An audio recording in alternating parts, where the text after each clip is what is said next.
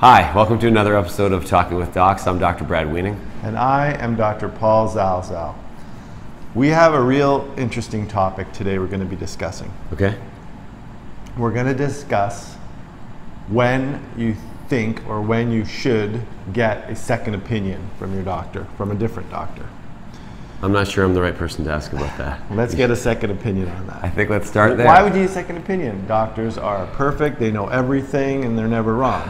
Not true at all. Said no one ever. That's right. So, well, I think it might have been said actually by some doctors, but we are strong believers that we are definitely fallible. Yeah. And we're the first to admit sometimes you end up with something that you either are not completely sure of, or maybe something outside of your area of expertise, or for a variety of reasons you feel like maybe someone else should take a look at this patient. Right. And so when should you get a second opinion? There's not a lot of good evidence in the literature saying, oh, here's where you get a second opinion, here's where you don't. So this is just based on our experience, and we've kind of boiled it down to 4 or 5 sort of situations where you might want to get. I mean, sometimes it's obvious you don't need a second opinion, okay? Right. You're in a car accident, major trauma, you're at a trauma center, the bone's sticking out of your tibia, and the doc says, okay, we're going to get the bone back in there, and we're going to put a plate on and fix it, or we're going to put a nail in there.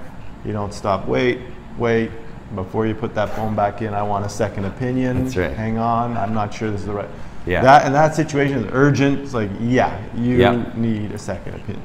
Yes. You don't need a second opinion. Whereas, if you had a lawn dart in your head, the question of should you pull it out right away or not, you might need a second opinion there because it's controversial. Yeah. And that's going to kind of lead into all of the reasons that we think people may benefit from a second opinion. So number one, Paul, what's our number one reason? The number one reason that I think that you should seek a second opinion is if you've been offered a treatment that is controversial. Okay. It's not a standard of care type treatment. It's something that's new or different than the usual treatment option.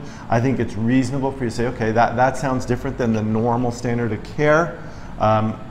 I think I'd like to get a second opinion from someone on that one.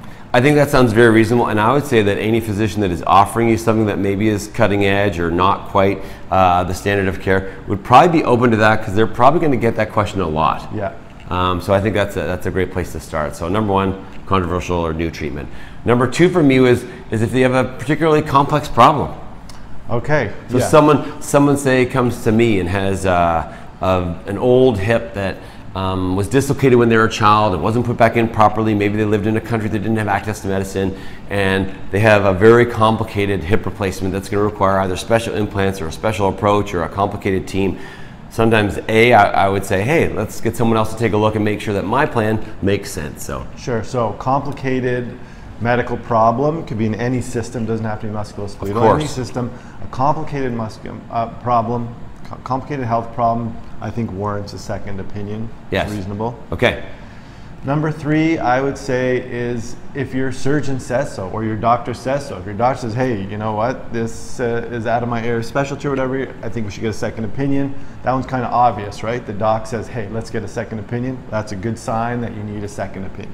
And I think some patients might have a knee-jerk to say, what the heck, just fix it. You know, why do you want a second opinion? You're trying to stall me or delay me. Yeah. I think if your doctor's looking for a second opinion, it's because they want to make sure that you're going to get the appropriate best care for you. So I would agree. Don't resist that. If your doctor wants you to have a second opinion, you probably should have one. Yeah.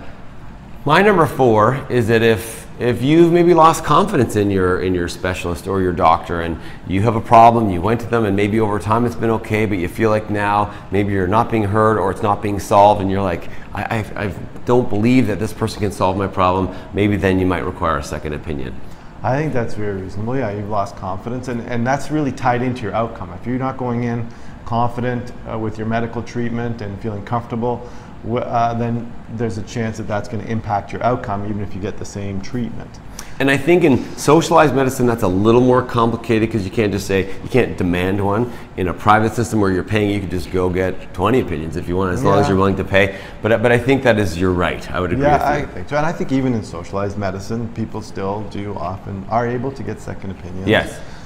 Number 5 is a personality conflict, okay? I mean, I'm not saying you gotta love your doc and want to go out and have drinks with him every night or her every night or party with your doc. You don't have to be best friends with your doc, but you gotta be able to get along with them. You have Paul, to be able to, it's me, not you. I agree. No, I'm saying you have to be able to get along with your physician because you have a very special relationship with them in terms of they're trying to manage your health issue. And if you, for whatever reason, your personality and the doctor's personality just really clash, that'll make it difficult for you to get better, basically, to embrace the treatment and to really follow treatment plans. So if there's a major personality conflict between you and your physician, I think it's reasonable to get a second opinion in that. And that's almost more than the second opinion. You're trying to change physicians there, right? Yeah, you get a second opinion and say, I like your opinion the best, so now you're going to be my doctor. Yeah. And that happens sometimes. Yeah. And that's okay. Yeah. It does happen. You can't prevent that. So there's five. I think that pretty much sums it up. And the bottom line is we think everybody deserves good care, and you get to have some control over your care. Right. I mean, and there are some obvious situations where you don't need to follow these 5 rules. You know what I mean? Like, not even in healthcare. Let's say your real estate agent lives in an RV. I'd get a second opinion on that. Sure, right? Sure. Maybe an optometrist or an ophthalmologist that is squinting all the time and refuses to wear glasses. Maybe a sec. You go to see a respirologist because you're short of breath. He or she shows up smoking a cigarette, blowing smoke in your face and coughing. Yeah. Maybe a second opinion from a different respirologist. Oral surgeon that wears a grill. A grill. A grill, you know, like the gold teeth. Yeah, I could see that. Or even your orthopedic surgeon's got a really wonky, crooked arm, and you're like, Doc, what happened to your arm? Like, oh, it broke. I don't think I got it set properly. There you go. Come on, you got connections. You should be able to get those that are set all properly. red flags. Red flags. But in general, the 5 things we said. Your doc wants a second opinion. Yep. You've lost confidence in your physician. Personality conflict. You have a very complicated problem. Or you're being offered a treatment that is very new, very controversial.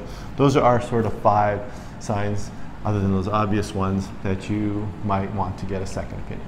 I think that's a great summary. If you have any other ones, please include them down in the comments section. And if you like this video, please like it and subscribe to our channel. And remember, you are in charge of your own health. And your second opinion. See you next time.